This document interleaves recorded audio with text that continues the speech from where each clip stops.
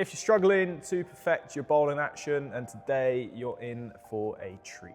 I'm joined today by Stuart Barnes, expert fast bowling coach, and together we're going to combine the technical and physical sides of fast bowling to help you improve your action. No overly complicated big words, no complex systems you don't understand, just clear, concise advice that between us we've seen help hundreds of bowlers all around the world. If you're new here, my name is Sam, and at CrickFit our goal is to educate cricketers around how S&C can help you to improve your game. And this is part 2 in our Masterclass series with Barnsley. The first one was a bit more podcast, and the second one is now going to be a bit more practical focused, where we're going to talk through all the different parts of the bowling action, run up, back foot contact, front foot contact, and other bits that we're probably going to get sidetracked and go on to and discuss. Hit subscribe and come along for the journey. So let's start with the run up. From my point of view as an S&C coach, I know that the run up, the goal of it is to generate momentum into the crease. I also know that what I want our fast bowlers to do is become better sprinters so that you can take more of that energy into the crease. From a technical standpoint, what are you looking for in the run-up? Well, ideally, what I'm looking for is the least amount of drop-off in speed from what they generated in the guts of the run-up and how they then transfer the run-up, the kind of preparation phase, into the performance bit. So how they make that transition from the run-up here. So the least amount of drop-off as possible. And for that, I'm looking technically for slight forward lean, definitely at worst case, remain upright, preventing any leaning back. But that's what I'm looking for. And I think that what I see through the crease will tell me whether they're able to currently control and use what they are doing, and whether I can test them and see if I can get them moving quicker. Perfect. So I think what you've mentioned there with the run-up around technical factors, what we can probably look at there is just a few exercises that we can give the guys at home to do. Start basic, and then we can move it on and take it up the chain. So the big things we're looking for in the run-up is something called triple extension normally. And by triple extension, what we mean is we want the ankle, knee and hip to all be extended. Often what you'll see in a run-up is people sinking down in here, and they're almost grunting it and forcing themselves forward. So if you look at all top sprinters, they'll be nice and tall. The best drill we can do to work on this is something called a wall drive. So you're gonna lean into the wall at about 45 degrees. So you're cueing that lean forward already, which is nice. Then pushing the wall away, we're gonna take our heels off the floor, fully extend through those ankles, make sure our knees are straight, and then our hips are pushed forward. And in that position, you're just basically gonna get into a running position in there. Making sure we're taking this heel up towards or out in front of our bum, not up to our bum, pulling those toes to our shin, and then driving the floor away behind you. That we could then put into a switch in there, or a drive. We could then switch it. We can alternate a few times in there.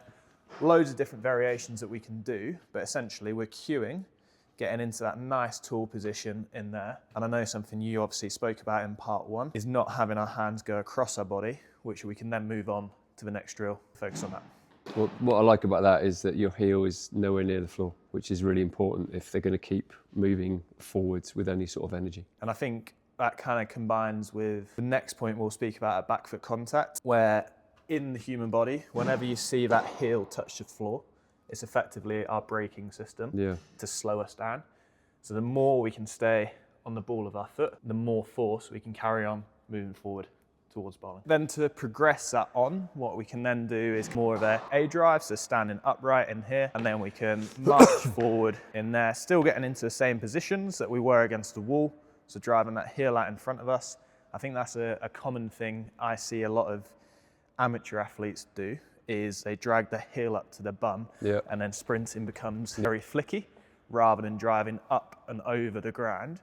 And I know you obviously do your hurdle drills where you're focusing on lengthening out people's strides. To do that, you're going to have to drive that knee up and go up and over the ground rather than trying to run on the ground. With the kind of A drive position as well, you can then put it into a march in there, and once again, can also skip through or do nice speedy switches in there. What I like about that is that your posture is dead upright. I see a lot of young, especially young cricketers, they're just out the back. Yeah. And I have a look at them from side on, I just see lots of the legs out the back, not really understanding that actually in order to go forwards, you need to be in front and then scrape out there and then quickly get in front again. So, and I think also it feels like the most important part is this knee coming up, but actually what's probably more important, like you say, is this driving down, and then that naturally comes up in there. And one thing I just want to check is that from side on, I always look for the foot hitting the floor under the chin. That's a decent checking point.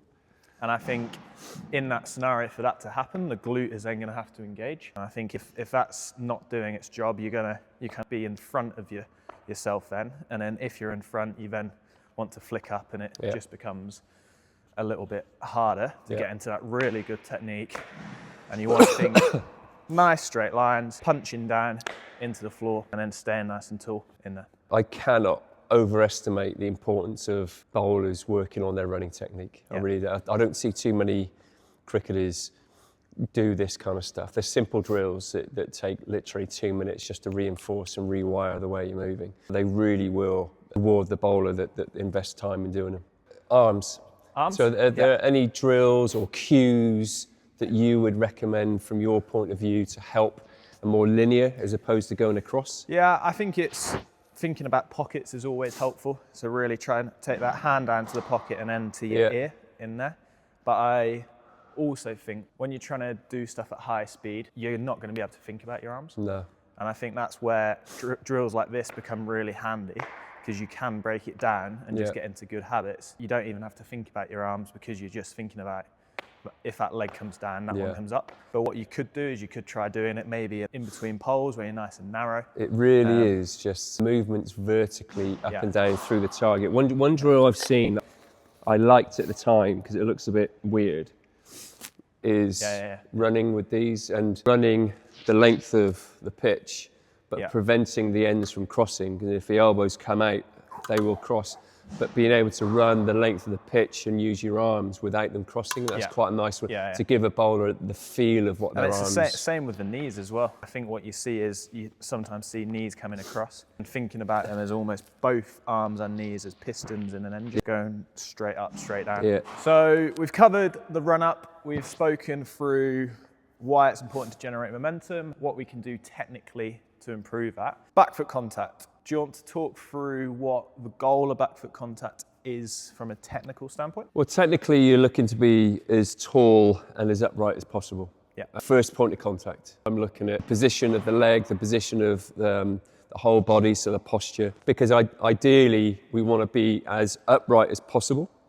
Normally with side-on back foot contact, I think it's okay for the hip to be just behind the foot, because they need to create that time just to rock back as slightly before they then power forwards. Midway bowlers, I'm looking for hip over foot, and front on bowlers, definitely hip over kind of midfoot, because they're going to be skipping through the crease. But in terms of technique, I'm definitely looking at being as tall as I can, minimal first point of contact, minimal bend in that leg, because it's almost like I want this back leg to be like a table leg, where you're literally falling and pushing into front foot contact as quickly as possible. And so whatever position bowlers can get into, so it's always less time back foot, more time front foot. That's what we're looking for. And I think breaking that down really simply as well, I think ultimately this middle phase, run up here, front foot contact there, middle phase, the goal is to just maintain as much momentum as we can through. And that's going to look like really short, sharp and snappy. And it's also going to look like not collapsing at back foot contact. And I think we understand we don't want to collapse, but if you think about it in terms of momentum, why we don't want to collapse is because as soon as we're creating additional movement, which that's what collapsing is, additional movement, that takes time, that leaks energy, which then gives us less energy going into front foot contact, which then also leads to us getting into this ugly position where we're then going to probably have to make up some of that momentum and grunt it with our back. The other thing is we want our energy to be moving along the pitch and down the pitch in that direction. So a collapse, it means something different for every type of bowler, but if there's excessive bend here, all of a sudden you're then relying on the strength of the bowler, bearing in mind that they're moving in that direction, and their glutes and their legs to somehow get them back up, and it's pretty much impossible. If that leg gets to an angle, it's impossible to get back up, and all of a sudden the bowler then moving into front foot contact is going to struggle to get up, and that's when technique is compromised. So that's why it's important to be tall, upright at back foot contact to have a great chance of keeping that energy moving towards the target. We covered it in part 1 of this masterclass, whatever we're calling it. Do you want to have you already covered it in terms of the square foot, mid foot, and then straight forward? You already have, haven't you? There's some other interpretations that have drifted in. I still use what I was taught 20 odd years ago. So side on back foot contact is literally parallel to the crease, pointing straight towards the stumps. That's one. You normally find those bowlers start their load up slightly earlier. As they jump, they start a little up earlier because they're trying to create a fraction more time to allow that rotation to land there. You'd still see a lot of these bowlers, but I wonder if it's as many now as it used to be. I don't know. Midway. It gets coached out a little bit more, doesn't it? Yeah, maybe. Midway. So that's side on. Midway is 45 degrees. They're quicker to get off that back foot contact. They can normally afford to be running in slightly quicker as well because they're getting through the crease even quicker than side on. So that's that one. And then front on, literally, they get their pace a lot from, yes, physical strength and power, but they can get a lot of their bowl speed by running in quicker than all the other two types of bowlers as well. You're literally skipping through the crease quicker. And as long as your positions are stacked up on top of each other and pulling down and through towards the target, it's the front on bowlers that generally would run in quicker than the other two. Just so people can picture what those kind of bowlers are. Jofra, where's he? Front on. Front on. Wood? Front on. Front on. Bumrah? I think he's midway. What would be an example? Who's a big example of square at the minute? There aren't many. Sean Tate, that type of bowler. Back in the day. Really powerful, lots of more horizontal movements. Sean Tate, I can't think of any modern day currently playing. There will be out there somewhere, but Sean Tate's the obvious one for me. And I think from this position, what you're going to have a lot of is that hip internal rotation through there. And if from a physical point of view, for example, let's go into a 90-90 position. If you can't lift that back foot off the floor and create that hip internal rotation, which is the same movement, and you can't simply do that, which a lot of people can't. There we go, lovely demo. I'm gonna have to try that. And then you've got it, and you can try it with no hands. Oh God, no. Which is then a little bit harder. And then you feel like you're really getting cramped in there. My glute. If you can't create internal rotation from that position, then what we were speaking about in part 1 was there's no right or wrong way to do this. You've got to find your way to do it. But if you've got a physical limitation that's not allowing you to rotate through there, it's probably something we want to work on if that is your technique. If that isn't something that we can work on, or you just haven't got that physical attribute, then maybe that's where we want to look at changing technique. But for the majority, your action is probably roughly what we want to work with. And then it's just about improving little bits here and there. I think that's the quicker win as well. What do you do? What positions do you get in naturally, and can you get into those positions that are natural to you more efficiently? And that's where physical change can come in. Let's also then just speak about what we can do physically from back foot contact. So we've obviously mentioned we don't want to collapse, we don't want to drop down. So our foot, first of all, is going to be very important. I think people often overlook how important the foot is. A lot of people get foot pain, but they've never actually trained the foot. So very simple, I'm not going to get my toes out on camera because I think that's a bit weird, but very simply, if you imagine my fingers are my toes, then a nice exercise you can do, and if you imagine my thumbs are my big toes, is you can try and keep your big toes on the floor and lift your other 4 toes, and then you can keep your other toes on the floor and lift your big toe. So you're basically trying to alternate between what's lifting. And a lot of people really struggle with that. You'll maybe get cramp in the bottom of your foot. So that's just a very simple exercise you can do for working around our foot. But then ankle, Achilles tendon, calf, foot, knee are always going to be very important if we don't want to collapse. So it's going to look like doing a lot of calf work, whether it's isometric or actually calf raises, pogos, hopping between either foot, skipping is always going to be very good for our Achilles, and then kind of knee stability, making sure that actually we can balance on one leg nice and comfortably, and we can also introduce a little bit of chaos into that position and still hold it and be nice and stable. And then working further up the chain, I know something that you speak about a lot is the glutes being the last kind of line of defense in the bowling action. So in this position, as long as all of this is doing its job, we then also really want the glutes to be able to engage and control us into front foot contact, which you guys obviously always very interested about. But as I've spoken about in the past, if this part is rubbish, it doesn't matter what's going to happen here because you've already lost all your momentum anyway. So a couple of things there for me. One is starting with the foot. All bowlers need to tie their shoelaces tightly, not this modern day kind of looseness thing, because you want to be stable.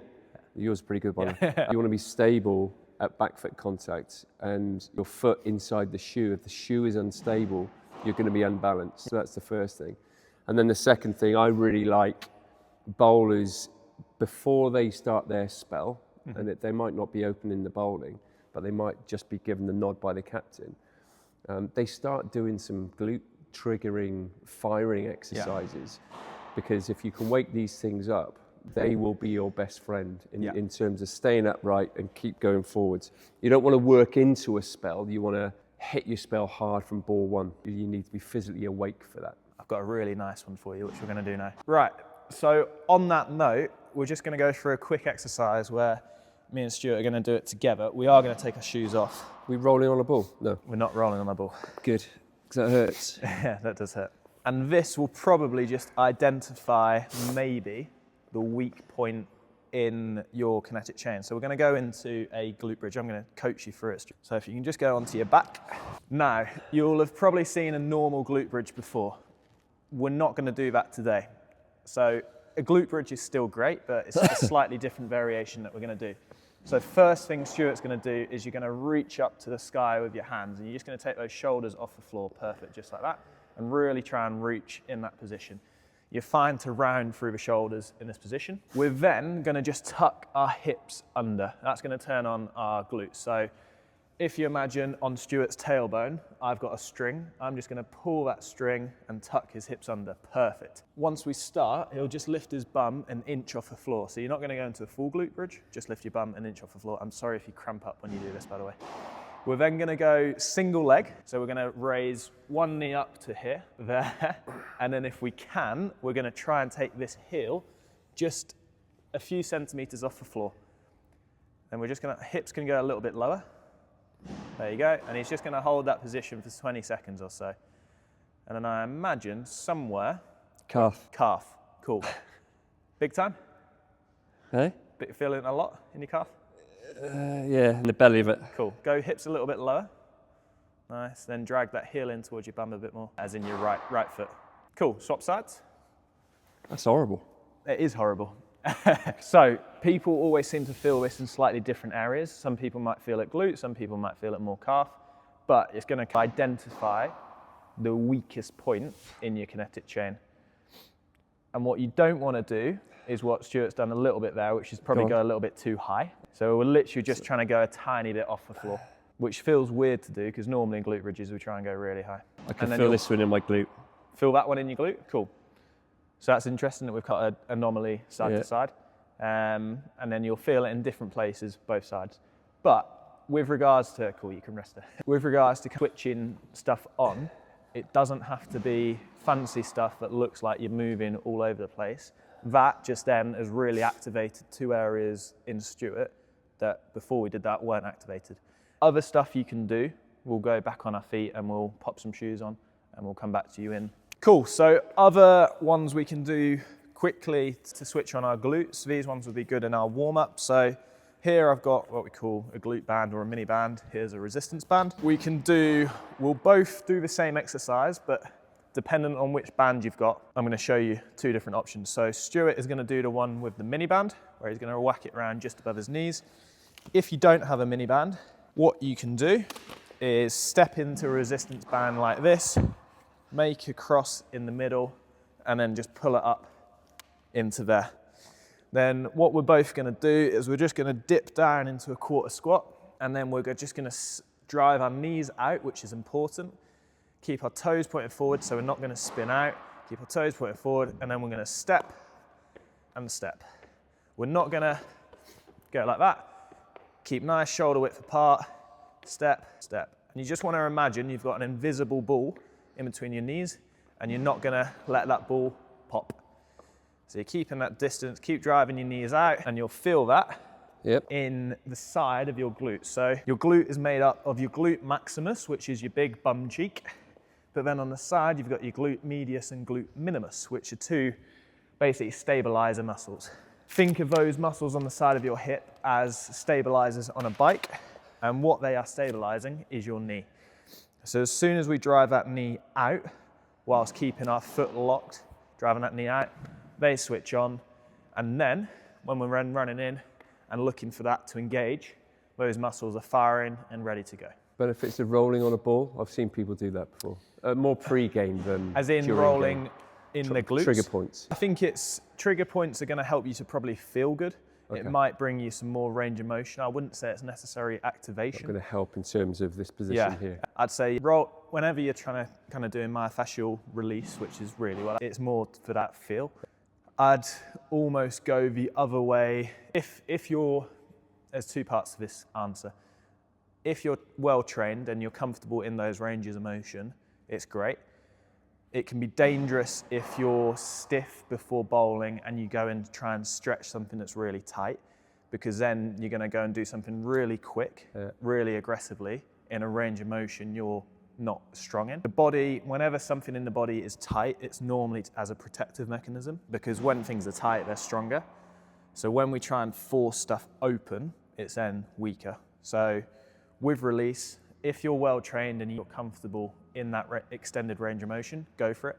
If not, I wouldn't worry about it. I'd more focus on activating the muscles and actually thinking around that really tight bit. What can you switch on either side and get firing? So I think mini bands are great.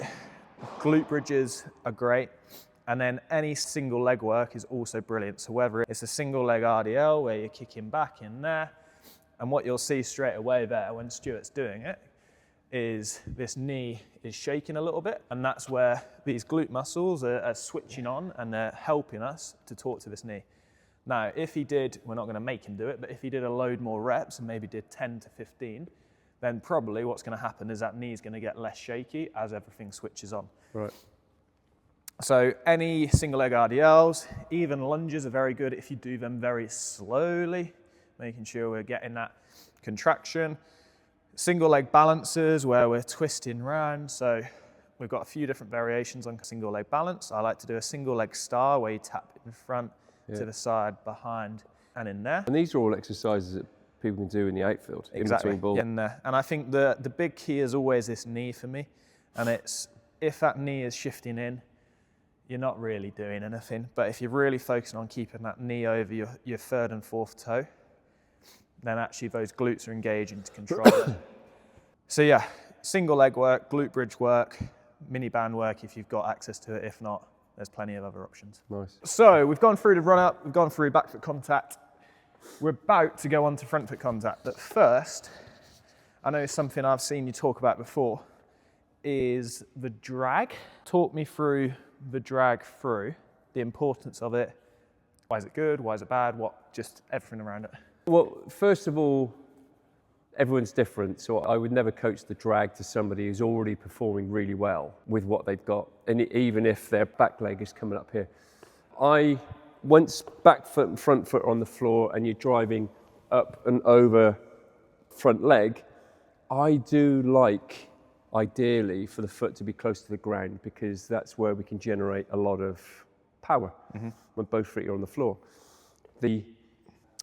The danger of doing that is that all of a sudden, as soon as you bring your back foot up and through there, your energy can go into the ground as opposed to down the wicket.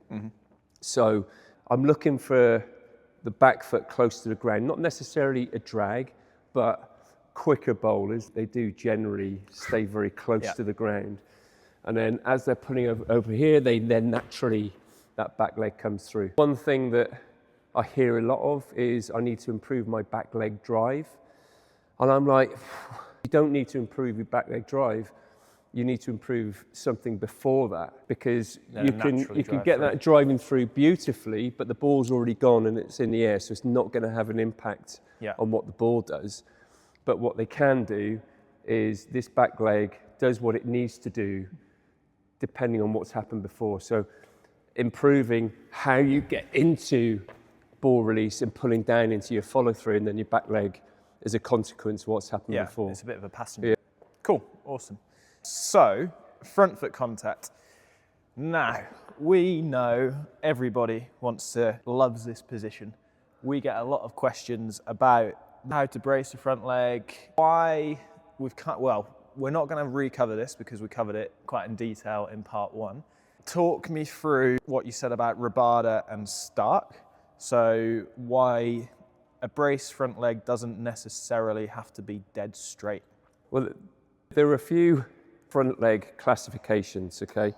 I actually think that as soon as we're looking at what is the position first point of contact of front foot contact, right? So we're looking for a heel, ideally, because that then means that bowler is going to spend more time pulling over their front leg, as opposed to a toe tapper, when actually they're going to get over their front leg very quickly and may not be able to recruit all the other muscle groups to put energy behind the ball. So there's a braced front leg. I quite like, actually, as soon as this front leg is on the floor, a little bit of a absorption and then a straighten. That's personal. I'm not saying it's right or wrong, but I'd like, because the amount of forces we're talking about, absorb, but not properly bend, because you're going to lose everything. Absorb and then a straighten. So that's what we hear a lot of. Rabada, Stark, I talked about earlier on. When they pull through into ball release, their front leg is bent. Now, if that knee angle doesn't change, then it's as good as a brace for me, because you're still receiving the benefit of the front leg not sinking. So it is possible to bowl with pace without a braced front leg. You work with what you've got. You can change it. It takes time, depending on your agents. You can increase your delivery stride length. The position you got in earlier on, that one there, I think it's really important for bowlers. Before this bowling arm, this is at front foot contact, starts pulling up into release, you just have that little movement with the chest, because that keeps your base, everything, little chest, and then it's like a slingshot through, and that helps that front leg stay straight or braced as well. Can you just get back into that position where you've got that chest forward a little bit? So in that position, I think a big lift we do in the gym is an RDL. And if you were to just split there, an RDL and a hinge movement, that's essentially the position we're getting into, is we're learning how to hinge these hips and get these glutes to then fire, and glutes and hammies to work and fire us forward. I think there's a misconception around every exercise for fast bowling needs to look like fast bowling, but in that position there, where Stuart is hinged back with his hips a little bit, we can work on that with a hinge movement in the gym, and it doesn't have to perfectly replicate this position in order to work the same muscle groups. Coming back to what we've mentioned about all two sections we've covered so far. So the run up, we want to generate momentum. Back foot contact, we want to maintain momentum. Front foot contact, we want to stop as quickly as possible through our lower body. I actually think a better phrase than brace front leg is probably using it as a break. And I think that would make sense to a lot more people as to actually what the goal is. Because I think if you think of it as a break, it doesn't matter if it bends a little bit, as long as it not breaks our lower body, but slows us down like a car brake would.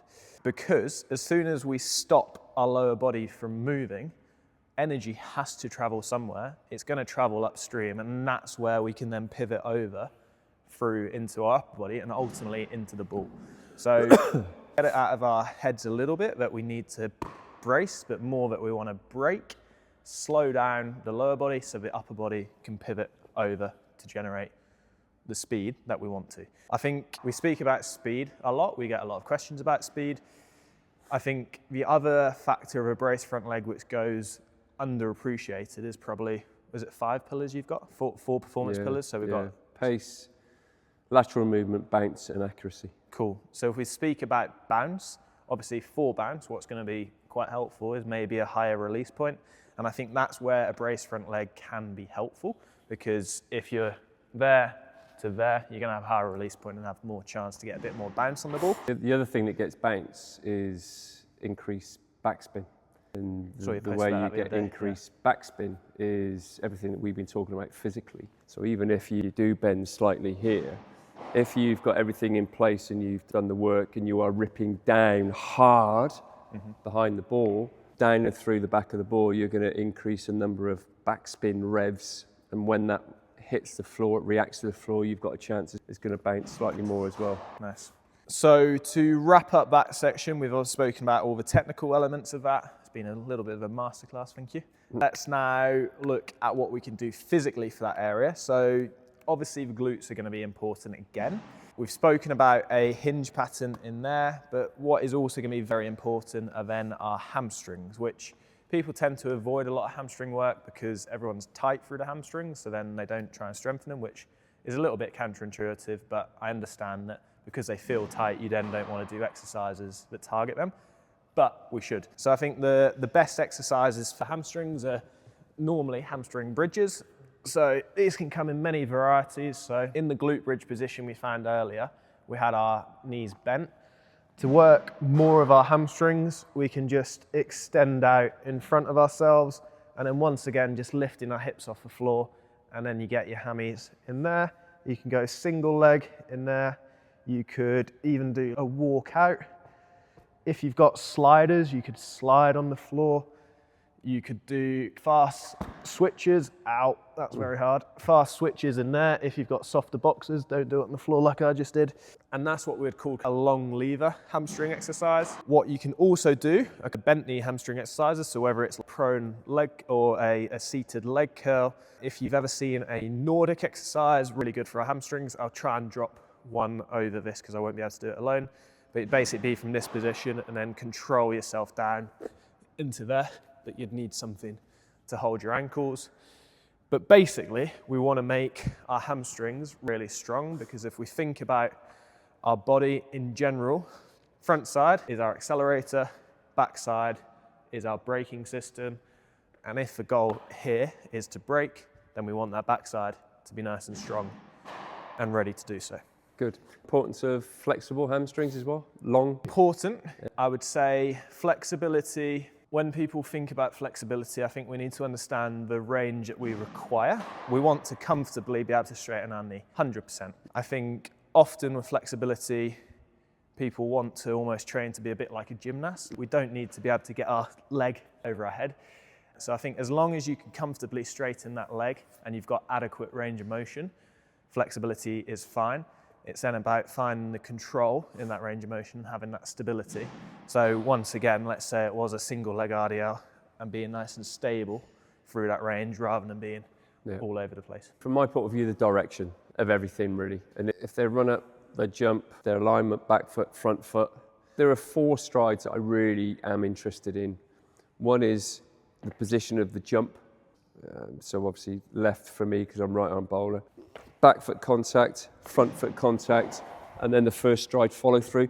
Those 4 strides in particular will tell me pretty much everything I need to know in terms of the efficiency of the action. So that's about the performance direction, and then the health of the action. That's all about what we're going to come on to now, really. You know, side bend, excessive side bend, and what I tend to look for when I look to measure that and make a decision on are they bending too much or not. So let's talk about our old friend lateral flexion. Do you want to carry on saying what you were saying there and saying what actually is lateral flexion for anyone who doesn't know? So in simple terms, because we're in the business of simplifying everything, I would consider a excessive side bend to be frozen at point of release, so get some footage, and you drop a vertical line, and if the point of release is outside of my bowling foot, that's bend. And that is then I'm curious as to what is happening to get that bowler into a side bend there. Now it might just simply be that they're running towards first slip and they have to get that side of the ball to get the ball back in on line of the stumps.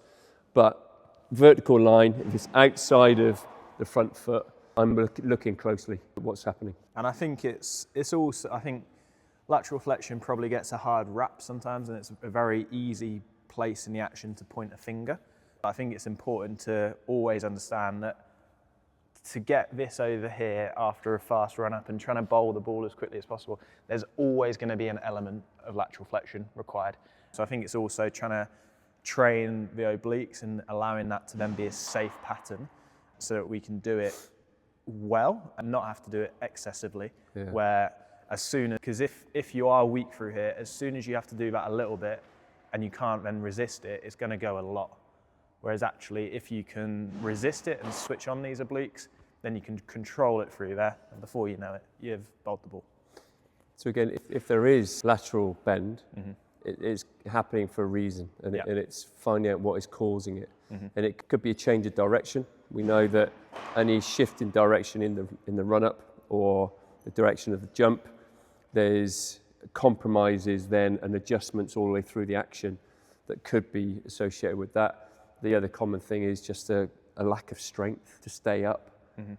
Lots of people, I think, make the mistake, and correct me if I'm wrong, if they're in that position there, they just think that they're not strong in here, but actually it's this side that needs to be firing to keep that up, which is when you mentioned the obliques, which is why core strength is really important. Let's have a look at one now. So if you pop your toes on that line for me, and then we're just going to do something called a pal-off hold. So this is a good one. You could imagine I'm a cricket net, or I could be a partner, and then Stuart is just going to hold it there about chest height, so a little bit higher, and then push out. And first of all, you're just going to hold. So we've got loads of different variations here. Then in this position, ideally you can just bend your knees a little bit more, sit into a quarter squat. I always say, imagine I'm about to come and rugby tackle you. How would you stand? There we go. So we can just hold it there. What you can do as a partner is you can wobble it and try and pull him up, down in there. Then what you can do is you can do presses out in front. So bring your hands in and push out in front. So another really nice one, especially for you bowlers, is to then take your hands over your head in that position in a straight line, which is pretty tough, as you can see. And now I'll give Stuart a little bit less. Getting on here. Which side do you feel that in? It's all over here. That side, cool. So then you'd obviously do it the other side as well. Yeah. I think a common question I get from a lot of fast bowlers is with all exercises, should you do it on both sides? Yes, we don't want to train to become like that guy who's training one lat and be fully lopsided. Yeah. And I think with all rotation, it happens in both directions, and we want train both sides, basically. It's not going to do you any harm.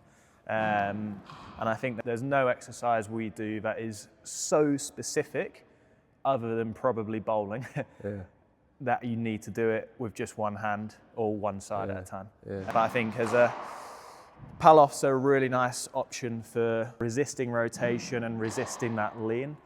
Side planks are really good for getting in those obliques. Farmer carries, where you're holding weights either side and you're resisting that rotation. And then if you've got access to a glute ham raise machine, I've put it in a previous video, but that's also really good to progress your side plank technique. Thank you very much for watching. Thank you to Stuart for making the journey up here to Sheffield, chilly Sheffield today. If you enjoyed that, then please make sure you like it and subscribe to the channel. And if you haven't watched it yet, then a lot of the stuff we've spoken about today in this kind of practical session, we covered in more detail, I'd say, probably technically, or the theory side of it in sit down episode part 1, which I will drop up here in whatever YouTube shows to you guys. But thank you very much for watching, and I shall see you again soon. Nice one. Hopefully that was recording. 55 minutes, blimey.